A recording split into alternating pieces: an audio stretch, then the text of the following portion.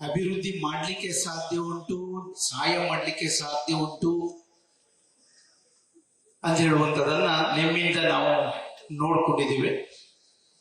ಇದು ಬಹಳ ದಿನದಿಂದ ವರ್ಷಗಟ್ಟಲೆ ಇದು 3ನೇ ಕಾರ್ಯಕ್ರಮ. ಸನ್ಮಾನ್ಯ ಉಪಮುಖ್ಯಮಂತ್ರಿಗಳು ಬೆಂಗಳೂರಲ್ಲಿ ನಮ್ಮ ಎಲ್ಲ ಶಾಸಕರನ್ನ ಮಂತ್ರಿಗಳನ್ನ ಕರೆದು 3 ಜಿಲ್ಲೆಯ ಸಮಗ್ರ ಅಭಿವೃದ್ಧಿ ಮಾಡಬೇಕು, ನಿರುದ್ಯೋಗಿ ಸಮಸ್ಯೆ ಬಗೆಹರಿಸಬೇಕು, ನಮ್ಮ ಜಿಲ್ಲೆಯಿಂದ ಬೇರೆ ಜಿಲ್ಲೆಗೆ ಯಾವುದೇ ಕಾರಣಕ್ಕೆ ಉದ್ಯೋಗವನ್ನ ಹುಡಿಕೊಂಡು ಹೋಗಬಾರದು ಅನ್ನುವಂತ ನಿಟ್ಟಿನಲ್ಲಿ ನಮ್ಮ ಉಪಮುಖ್ಯಮಂತ್ರಿಗಳು ಬಹಳ ಕಷ್ಟಪಟ್ಟು ನಮಗೂ ಏನ್ ಮಾಡಿದ್ರೆ ಸರಿ ನಿಮಗೆ ಗೊತ್ತಾಗುದಿಲ್ವಾ ಅಂತ ಹೇಳಿ ನಮ್ಮೆಲ್ಲರನ್ನ ಕರ್ಕೊಂಡು ಇವತ್ತೇ ನಮ್ಮ 3 ಜಿಲ್ಲೆಯನ್ನ ಒಗ್ಗೂಡಿಸಿ ಇವತ್ತೇ ಇಲ್ಲಿ ಕಾರ್ಯಕ್ರಮ ಮಾಡಿದ್ದಕ್ಕೆ ವಿಶೇಷವಾಗಿ ನಾನು ಸನ್ಮಾನ್ಯ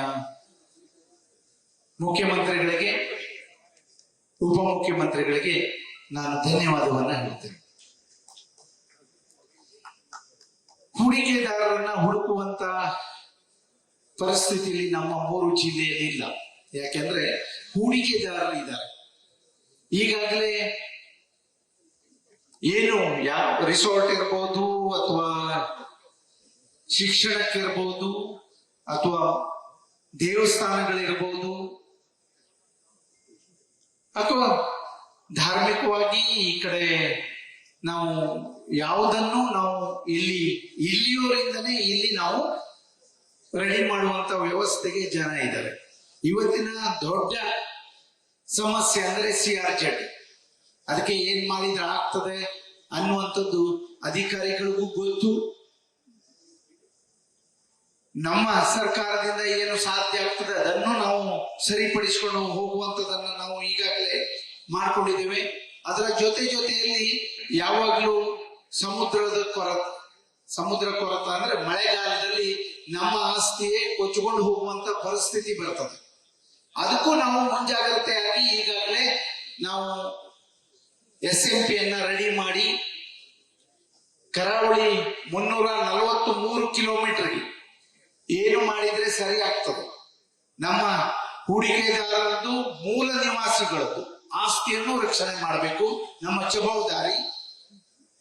ಅದರ ಜೊತೆಯಲ್ಲಿ ಅವರಿಗೆ ರೋಡ್ ಇರ್ಬೋದು, ಕರೆಂಟ್ ಇರ್ಬೋದು, ನೀರು ಇರ್ಬೋದು, ಅದನ್ನು ಕೊಡುವಂತ ವ್ಯವಸ್ಥೆಯನ್ನ ನಮ್ಮ ಸರ್ಕಾರದಿಂದ ಮಾಡುವಂತ ಇಚ್ಛೆ ಇತ್ತು.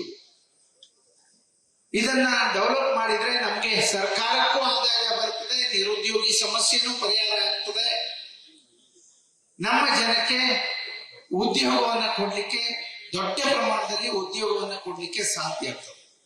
343 ಕಿಲೋಮೀಟರ್ ಉದ್ದದಲ್ಲಿ ನಾವು ಹೇಗೆ ಈ ರಾಜ್ಯದಲ್ಲಿ ಇಂಡಸ್ಟ್ರಿಯಲ್ಲಿ ಅಭಿವೃದ್ಧಿ ಪಡಿಸಿದ್ದೇವೆ, ಅದೇ ರೀತಿಯಲ್ಲಿ, ಅದೇ ಮಾದರಿಯಲ್ಲಿ ನಾವು ಇದು ಒಂದು ಟೂರಿಸಂ ಪ್ರವಾಸೋದ್ಯಮ ಒಂದು ಉದ್ಯಮ ಅನ್ನಲ್ಲಿ ಪರಿಗಣಿಸಿ ಎಲ್ಲ ರೀತಿಯ ಸಹಾಯ ಸಹಕಾರ ಮಾಡಿದ್ರೆ ಸಾಧ್ಯ ಆಗ್ತದೆ.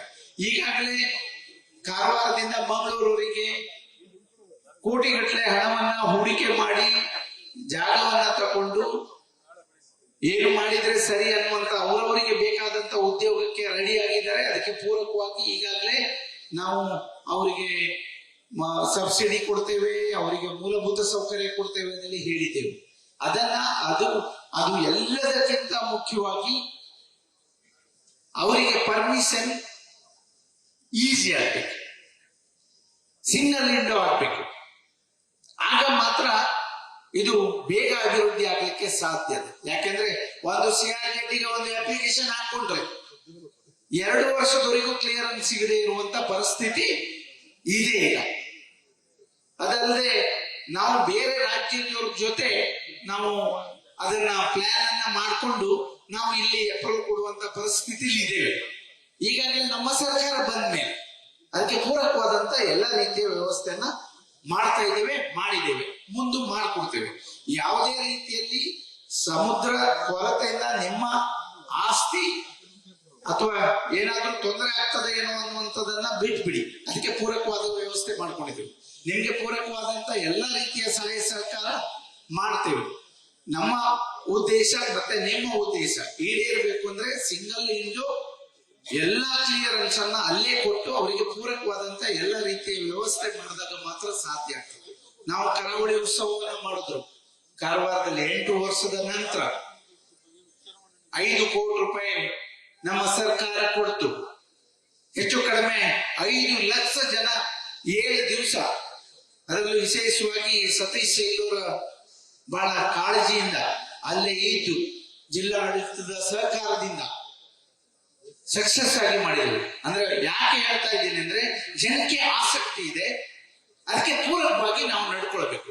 ನಾವು ಪೂರಕವಾಗಿ ನಡ್ಕೊಳ್ಬೇಕು ಅಂದ್ರೆ ಅಧಿಕಾರಿಗಳು ಬಹಳ ಸಹಾಯ ಸಹಕಾರ ಮಾಡಿದಾಗ ಮಾತ್ರ ಸಾಧ್ಯ ಆಗ್ತದೆ. ಹಾಗಾಗಿ ಎಲ್ಲ ಉದ್ಯಮಿದಾರರಿಗೆ ಅಭಿನಂದಿಸ್ತೇನೆ. ಪ್ರಪ್ರಥಮ ಬಾರಿಗೆ 3 ಜಿಲ್ಲೆಯನ್ನ ಕೂಡಿಸಿಕೊಂಡು ಕರಾವಳಿಯನ್ನ ಪ್ರವಾಸೋದ್ಯಮವಾಗಿ ಅಭಿವೃದ್ಧಿಯನ್ನ ಪಡಿಸಬೇಕು ಅಂತೇಳಿ ವರ್ಷದಿಂದ, ಇವತ್ತೇ ನಿನ್ನೆದು ಅಲ್ಲ ಈ ಕಾರ್ಯಕ್ರಮ, ವರ್ಷದಿಂದ ಸನ್ಮಾನ್ಯ ಉಪಮುಖ್ಯಮಂತ್ರಿಗಳು ಇದನ್ನ ಮಾಡಲೇಬೇಕು, ಮಾಡಿದಾಗ ಮಾತ್ರ ಅಭಿವೃದ್ಧಿ ಮಾಡಲಿಕ್ಕೆ ಸಾಧ್ಯ ಇದೆ. 3 ಜಿಲ್ಲೆಯನ್ನ ಅಭಿವೃದ್ಧಿ ಪಡಿಸಬೇಕು ಅನ್ನುವಂತ ನಿಟ್ಟಿನಲ್ಲಿ ಸನ್ಮಾನ್ಯ ಉಪಮುಖ್ಯಮಂತ್ರಿಗಳು ಅಧ್ಯಕ್ಷತೆಯಲ್ಲಿ ಏನು ಇಷ್ಟು ದೊಡ್ಡ ಕಾರ್ಯಕ್ರಮವನ್ನ ಮಾಡಿ ಎಲ್ಲರ ವಿಶ್ವಾಸಕ್ಕೆ ತಗೊಂಡು ನಮ್ಮ 3 ಜಿಲ್ಲೆಯ ಉಸ್ತುವಾರಿ ಮಂತ್ರಿಗಳು ಎಲ್ಲ ಶಾಸಕರ ವಿಶ್ವಾಸ ತಗೊಂಡು ಇವತ್ತೇ 3 ಜಿಲ್ಲೆಯ ಉದ್ದಿಮೆದಾರರಿಗೆ, ಜನಪ್ರತಿನಿಧಿಗಳಿಗೆ ಮತ್ತೆ ಇಲ್ಲಿ ಬೇಕಾದಂತ ಪೂರಕವಾದ ವ್ಯವಸ್ಥೆಯನ್ನ ಮಾಡುವುದು ನಮ್ಮ ಬದ್ಧತೆ ಅಂತ ಹೇಳಿದ್ದಾರೆ. ಅವರಿಗೆ ನಾನು ವಿಶೇಷವಾಗಿ ಅಭಿನಂದಿಸ್ತೇನೆ. ಅದೇ ರೀತಿಯಲ್ಲಿ ಸನ್ಮಾನ್ಯ ಮುಖ್ಯಮಂತ್ರಿಗಳು ಇದಕ್ಕೆ ನಾವು ಏನು ಬೆಳಿಗ್ಗೆಯಿಂದ ಸಂಜೆವರೆಗೆ ಇವತ್ತು ನೀವೆಲ್ಲರೂ ಸೇರಿ ಏನೇನು ನಮ್ಗೆ ಬೇಕು ಅಂತ ಕೇಳಿದಿರಿ, ಅದಕ್ಕೆ ಪೂರಕವಾದಂತ 3 ಜಿಲ್ಲೆಗೆ ಕರಾವಳಿ ಪ್ರವಾಸೋದ್ಯಮಕ್ಕೆ ಒಂದು ಪ್ಯಾಕೇಜ್ ಅನ್ನ ಘೋಷಣೆ ಮಾಡಿ ಅಭಿವೃದ್ಧಿ ಪಡಿಸಬೇಕು ಅಂತ ಅವರಲ್ಲಿ ವಿನಂತಿ ಮಾಡ್ಕೊಳ್ತೇನೆ. ನಿಮ್ಮ ಪರವಾಗಿ ಅವರಿಗೂ ಅಭಿನಂದಿಸ್ತೇನೆ. ಎಲ್ಲರಿಗೂ ವಂದಿಸಿ ನನ್ನ ಮಾತನ್ನ ಮುಗಿಸ್ತಾ ಇದ್ದೇನೆ.